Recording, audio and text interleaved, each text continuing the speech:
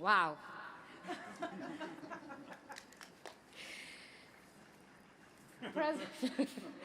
President Sawyer, Mrs. Sawyer, Provost Moore Thomas, distinguished faculty and staff, proud parents and loved ones, and dear graduates.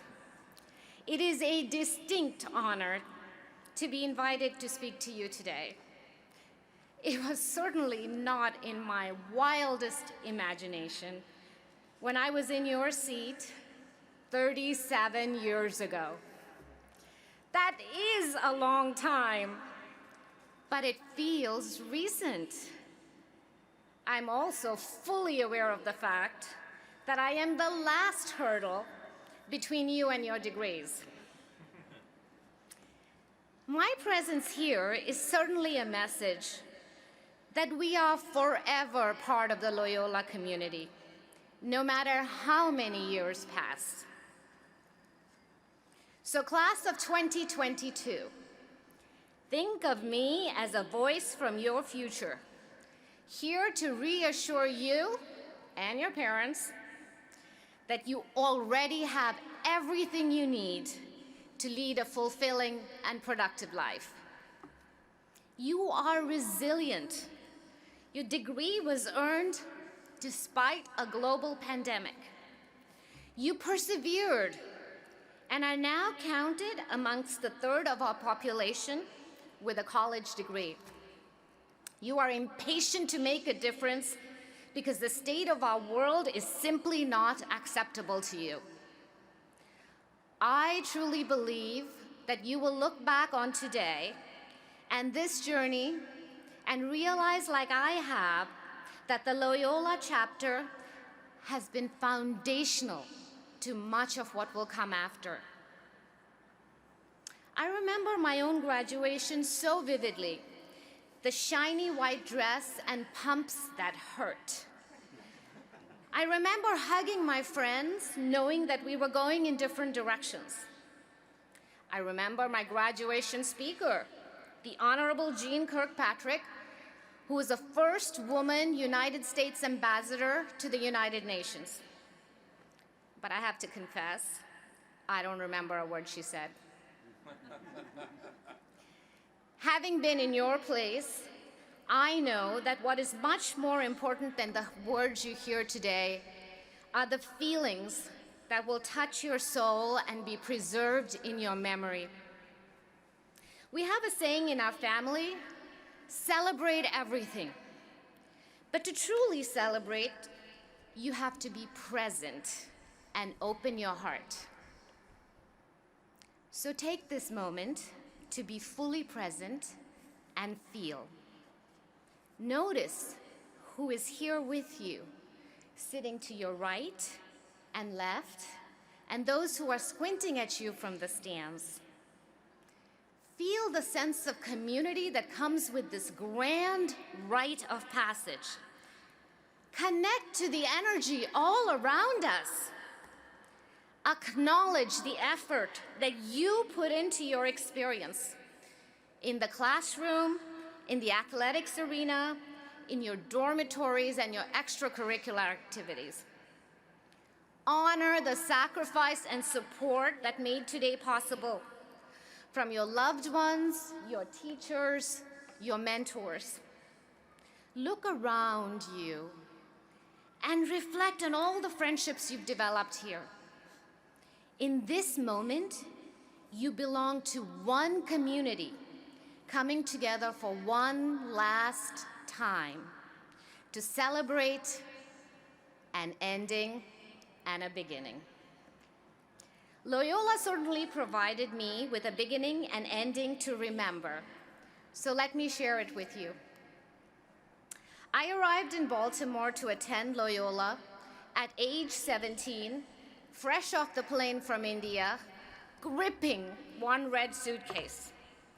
I came because of the generosity and kindness of my uncle and aunt who lived in Baltimore. They offered me their home and a college education in the United States. The sadness of leaving everything I knew and treasured, my parents, my friends, and my country, was balanced with the excitement of a new beginning in America, the land of permission to be any version of myself I chose. And I had identified all kinds of possibilities for myself in 17 magazine, which arrived at our local library about a year after it was published here. But my real experience of America was shaped by my education at Loyola. When Indian Prime Minister Indira Gandhi was assassinated, Father Selinger, who was then the president of Loyola College, held a special mass and invited me, the sole brown Indian student on campus, to be his guest at this service. This kind Jesuit saw me when I felt inadequate and invisible and made me feel relevant. I took a cross-cultural course from Dr. Franke when I was in my junior year, and his teaching helped me understand why I should value my difference. He spent hours with me going over the different gifts and tendencies that different cultures bring into this world.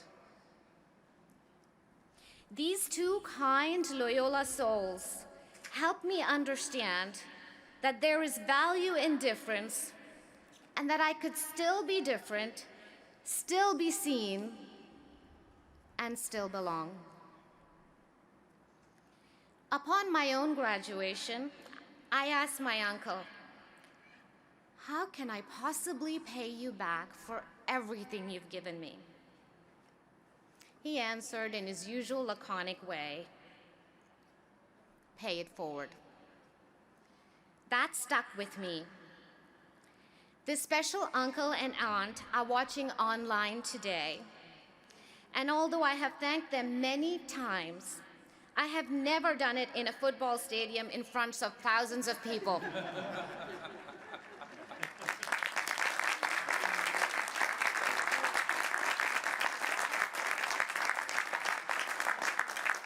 So Ravi uncle and Padmini Amai, from the bottom of my heart, thank you.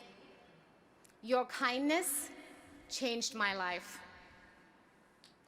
What I learned from the Loyola chapter is still with me now, that kindness is everything, that one kind gesture or important idea can change someone's world, that loss and excitement are not mutually exclusive, that being different and belonging can coexist, that gratitude is best expressed by paying it forward, and that endings are necessary for beginnings.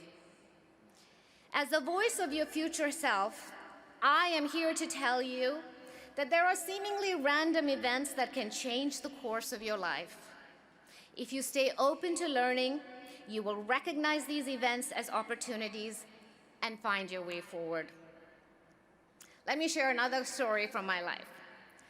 After Loyola, as President Sawyer said, I began my doctoral studies and became a professor. I was tenured and promoted on this linear path of teaching and research and consulting. But then, a conversation with a client led to a project researching the role of logistics in disaster relief. When our results showed that this was an extremely overlooked area, he invited me to join him and lead a new organization bringing best logistics practices from business and academia to disaster relief. I knew in my heart that this bridging of knowledge and practice could have a big impact.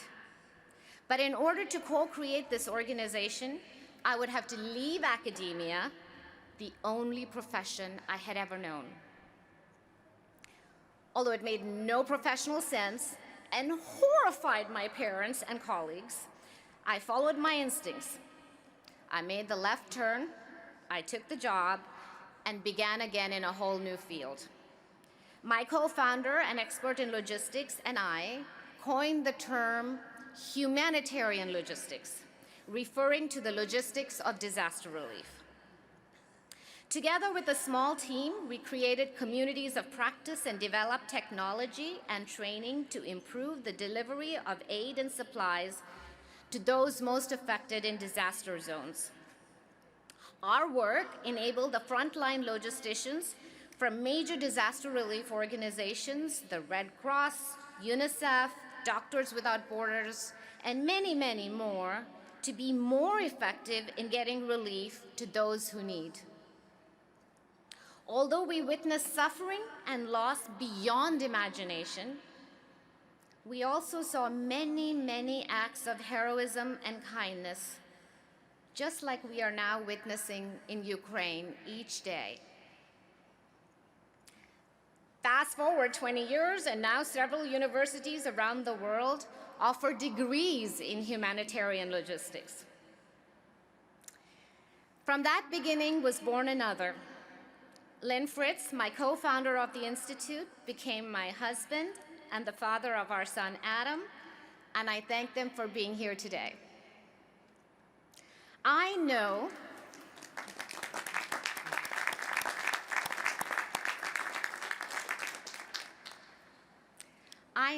from visiting campus in November and spending some time with all of you that the state of our world and our planet are on the forefront of your minds. I know that whatever you do or wherever you go, you want to leave it better.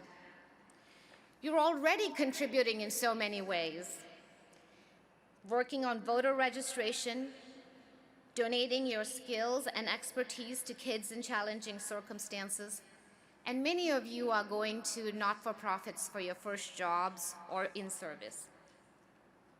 This gives me great hope. The world desperately needs the optimism, the commitment to community, the education, and the values you bring. My life continued to have many more beginnings and endings, as will yours. Today, my husband and son and I live on a vineyard in Sonoma County and run a winery. I've returned to academia to teach a course in wine business entrepreneurship. My class now includes conversations and frameworks on how to adapt to the increasingly frequent disasters, fires, floods, and drought that our industry faces. Learning is cumulative, and everything connects on that unpredictable path from red suitcase to red wine. On your path, too, there will be unpredictability between your endings and beginnings. Some opportunities will arrive because of choices you make, and others will happen to you seemingly out of your control. But the adaptability you have developed over the past 4 years and all of your experiences, positive and negative, have helped make you curious, capable, and resilient. So begin, and don't be afraid of beginning again. Trust yourself to know what you need to do. Take the left turn when it feels right. 50 years ago, when women were first admitted to Loyola,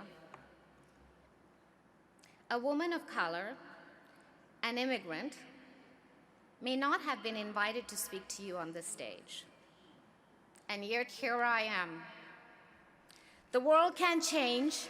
The world does change.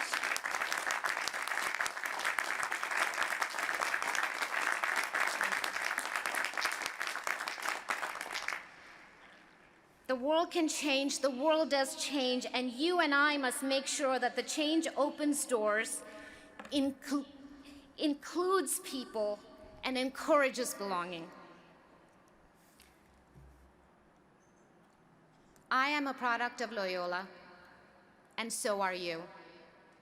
I am here because of the generosity of others, and so are you. I have navigated difficult experiences and worked very hard. So have you. As the voice from your future, I want you to know that you have everything you need. You got this. May you use your gifts wisely and well, and may they multiply many times over to bring you joy and to bring joy to our world. God bless you and thank you.